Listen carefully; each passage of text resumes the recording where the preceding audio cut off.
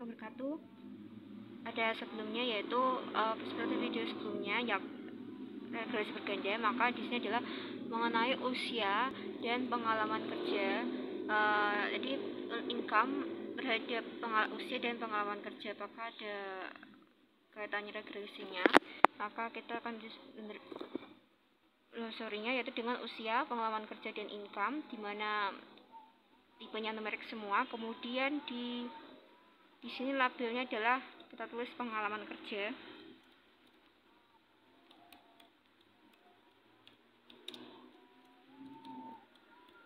Pengalaman kerja, kemudian labelnya adalah pengalaman kerja ya. Labelnya pengalaman kerja, kemudian semuanya adalah ketiga-tiganya adalah skill, dan distribusinya kolomnya di kolomnya adalah 9 yang untuk pengalaman kerja. Maka langsung saja ke data view. Usia di sini ada usia dan 45, kemudian pengalaman kerja 10 dengan income-nya adalah 75.400. Setelah masukkan datanya, yaitu kita analisis menggunakan klik analyze, kemudian regression, klik regression linear, kemudian independennya adalah usia, independennya adalah income. Karena apa? Karena income, karena adalah cari hubungan antara income dengan usia dan pengalaman kerja. Independen tidak tergantung ya, pengalaman kerja dan usia. Kemudian statistik, estimate, model fit, R square, descriptive, part, binary, continue. Dan plotsnya bisa dependent dan disesuaikan saja. Klik histogramnya karena dia grafik batang, continue. Kemudian option yaitu 0,05 dengan nilai signifikan 0,05. Naik ke list, klik continue, kemudian klik OK. Oke. Akan muncul seperti ini. Income yaitu 77.263,64 dengan standar defisit 13.723,431 dengan jumlah N yaitu 11. Kemudian min usia ada 39,00 dengan deviasi 4,879 dengan jumlah N yaitu 11. Min dari pengalaman kerja yaitu 8,64 dan deviasi 2,908 dengan jumlah N yaitu 11. Kemudian korelasi, yaitu nilai korelasinya yaitu sebesar antara income dengan usia, yaitu negatif 0,369. Hal ini menunjukkan bahwa hubungan antara income dengan usia yaitu lemah atau diabaikan, atau tidak ada hubungan antara usia dengan income. Kenapa? Karena menunjukkan angka negatif 0,369 yang nilainya itu kurang dari 0,2. Begitu juga dengan income dengan pengalaman kerja, menunjukkan sebesar nilai korelasinya negatif 0,273. Menunjukkan bahwa hubungan antara income dan pengalaman kerja itu lemah atau diabaikan atau dianggap tidak ada, karena ada hubungannya antara income dan kerja. Kenapa? Karena nilai negatif 0,273 ini kurang dari 0,2. Jadi hubungan antara income dan usia, hubungan antara income dan pengalaman kerja itu dianggap tidak ada hubungannya antara dua variabel karena nilainya kurang dari 0,2. Lalu apakah ada coefficient yang dibuat signifikan? Nah, jika angka probabilitasnya kurang dari 0,05 maka ada hubungan yang signifikan antara kedua variabel. Tapi kalau lebih dari 0,05 maka tidak ada hubungan yang signifikan antara kedua variabel. Di sini nilai hubungan antara income dengan usia dari signifikasinya yaitu sebesar 0,132 yang nilainya itu lebih besar dari 0,05, maka tidak ada hubungan yang signifikan antara kedua variabel, yaitu antara income dengan usia. Tidak ada, karena nilainya lebih dari 0,05 nilai signifikasinya. Kemudian nilai signifikasi antara income, hubungan antara income dengan pengalaman kerja. Di sini signifikasinya sebesar 0,208, di mana nilainya itu lebih besar dari 0,05, maka tidak ada hubungan antara kedua variabel, yaitu variabel income dan pengalaman kerja. Jadi karena signifikasinya masing-masing nilainya lebih besar dari 0,5, maka hubungan antara income dengan usia hubungan antara income dan pengalaman kerja itu tidak ada hubungannya.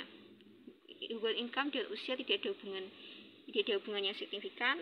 Kemudian hubungan income dan pengalaman kerja tidak ada hubungan yang signifikan karena nilai nilai signifikasinya di sini lebih dari 0,05. 0,132 lebih dari 0,05, 0,208 lebih dari 0,05.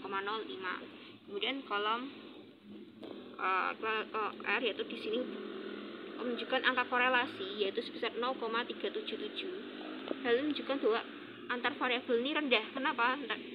Karena di antara 0,2 sampai dengan 0,4 nilainya.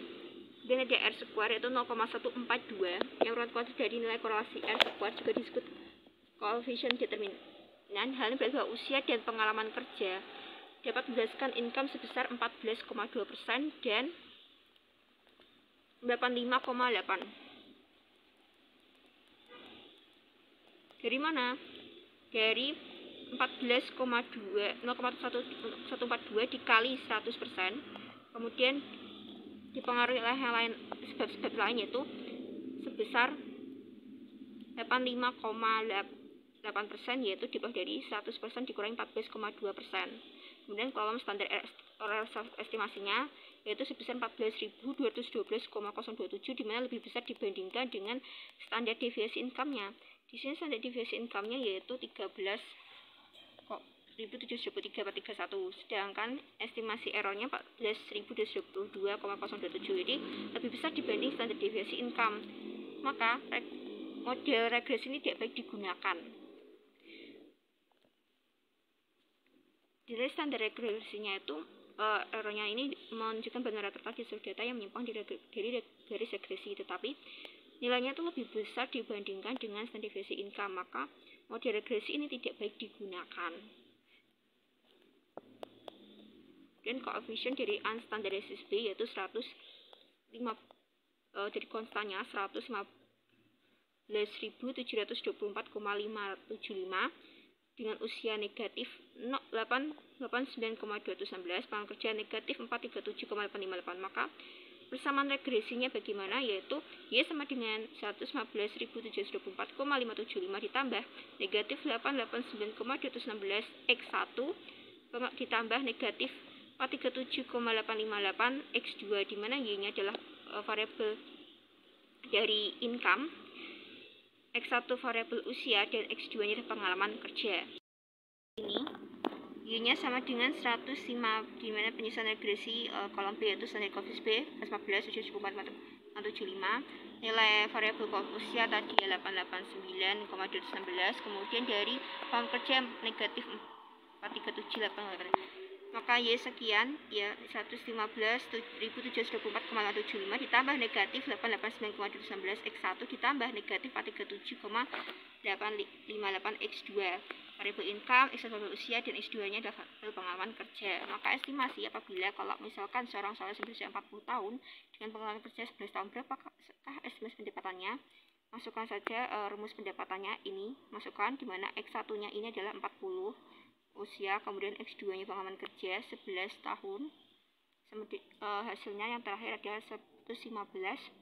Jadi yang ini dikalikan 40 dikalikan 11 yang 437,888, maka kemudian hasilnya ini hasilnya ini, kemudian Y sama dengan 15 tambah 724,75 ditambah Y sama dengan 115.724,575 ditambah negatif 35.568,64 ditambah negatif 4.816,438, maka Y sebesar 115.684.189,922. Maka jadi income yang di proses yang berusia 40 tahun dia mau kerja 11 tahun sebesar sekian, tapi kalau dibulatkan menjadi 115.684.190. Sekian. Kemudian di sini ada histogramnya, standar deviasi hanya 11 dari scatter plotnya, histogram. Demikian dari saya, maaf bagi kesalahan. Terima kasih. Wassalamualaikum warahmatullahi wabarakatuh.